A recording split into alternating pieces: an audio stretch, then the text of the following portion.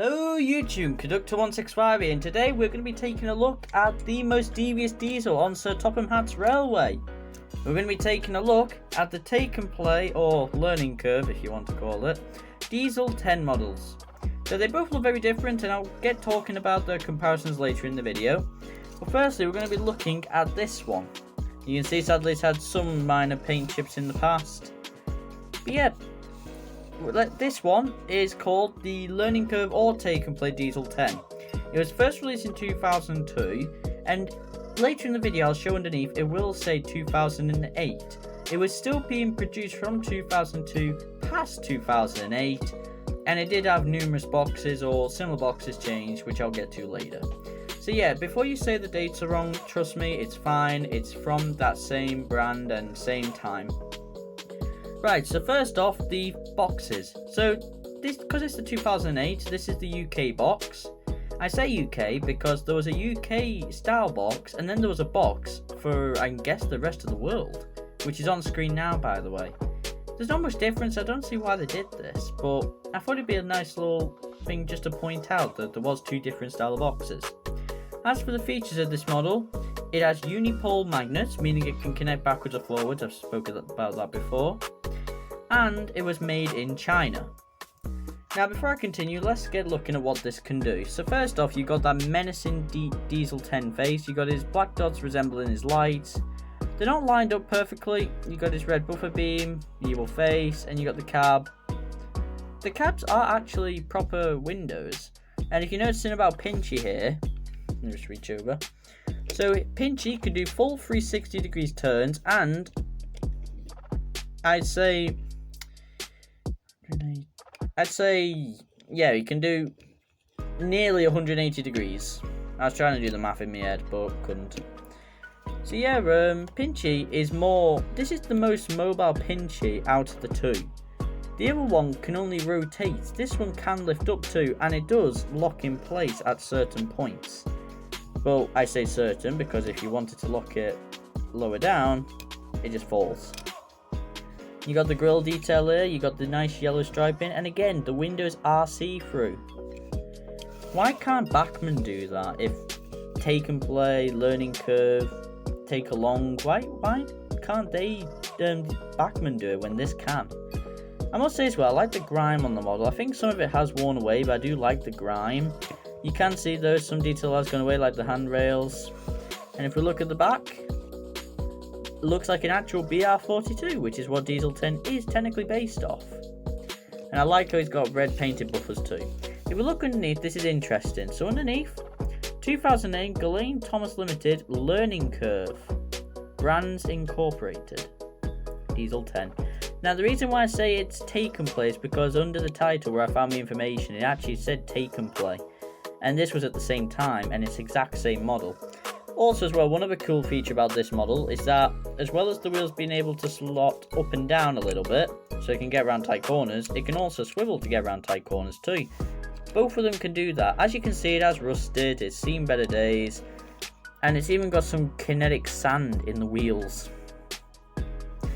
Yeah, this poor model has definitely been played a lot with, but the fact that it's still here and it still works and it still looks really good, honestly, it's one of my favourite Take and Play models, if I'm being honest. This one alone, just because of how unique and well done it is. We'll get back to comparisons with him later. Let's talk about this one, which as you can see, is actually substantially different. So first off, this is the 2003 CGI Face Diesel 10. This is actual Take and Play, whereas the other one was Learning Curve / Take and Play. So like I said earlier, it has a CGI face. It has a larger claw. Well, the base of it is. I don't know about the actual head. I'll show you later in the comparison. It was made in Thailand, and the box is shown on screen now.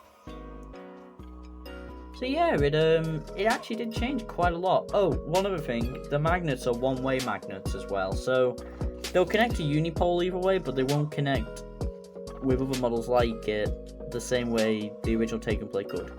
So first off, as you can see straight away, there's the CGI face, the buffers are closer together, and you've got this, thankfully, rusted magnet, otherwise you'll see my reflection. So yeah, you got the red buffers it did have, but have gone away, and I must say I'm not really a big fan of the massive circular magnet. And look, no proper windows, they're blacked out. Why?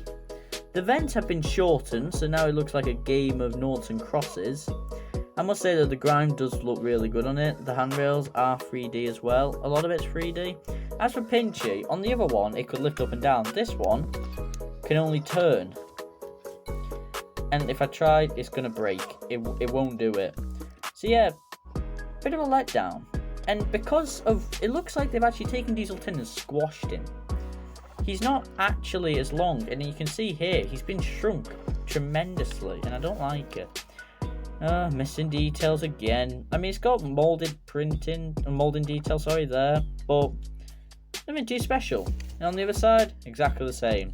If we look underneath, oh my goodness, that's a lot of riding. So as you can see on this one, the wheels are locked in, they can't swivel. It says up here, 2013 Ghislaine Thomas Limited, 2013 Mattel, and that number, made in Thailand, Diesel 10. I actually remember getting this toy as a gift, and I think at the time it would have been around between £8 and £12, so I like it, don't get me wrong, I just don't like how they changed it from the original model. So now, let's have a look at the two together. First off, length. Now as you saw, they connected. Because this is unipole, it will still connect to one-way magnets either way, so it doesn't really matter. So yeah, look at how short the later one is compared to the old one. The claws, this one is longer than this one. The colour is different. And this one seems a tad bit taller. So yeah, there is a lot of changes within all those years. Put them on top. You can hopefully see it better. So yeah, magnet to magnet. Missing a bit of length here. Yeah, you can see why I'm not a fan of this one as much. And like I said, the claws can move. This one can go up and down though, where this can't. Have a look at the faces. That one all the way. It's model series. And it looks like the buffers are more well done. And you can actually see how the cabs are different sizes. Side details. Longer grills, shorter grills, longer rear, shorter rear. You get the point. Even black wheels and grey wheels. Oh, and the windows too. As for the back, I don't think I need to explain myself anymore why I prefer the older one to the newer one. Because the older one is much more well done and it looks brilliant. Yeah, you get the point. So yeah, hopefully you've enjoyed this video and taken a look at two models from the past. They are very unique, very different, and I'd like to hear your opinions on them in the comments below. Trust me, I'm always open to hearing people's opinions and suggestions for next videos. So yeah, make sure to like, subscribe if you haven't already, and check out my Instagram and Twitter at Conductor165, where I post polls about upcoming videos or whatever. So yeah, go check that out. I'll see you in the next video. Thanks for watching. Bye!